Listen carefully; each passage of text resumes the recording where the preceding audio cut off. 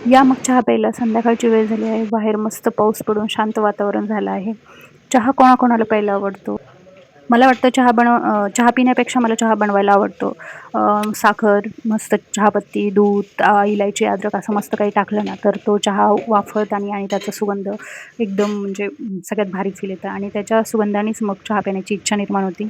तर मी काय डेली नाही पीत, पण कधीतरी इच्छा झाल्यानंतर किंवा मग चहा जास्ती झाला, 1 कप भरून उरला, चहा शिल्लक राहिल्यावर चहा तो फेकून द्यावा लागेल म्हणून कोण चहा पितं? कमेंटमध्ये सांगा बरं का. मी तर पिते आणि वजन वाढतं, शुगर खाल्ली नाही पाहिजे, चहा पिला नाही पाहिजे, असं तर सगळ्या गोष्टी माहीत असतात. तरी पण एक बाईची हे असते, की कुठलीही गोष्ट वाया जाण्याऐवजी तिचं अ, ते फॅट का तयार होईना आणि ते नंतर किती त्रास होतो ना वजन कमी करायला त्याला.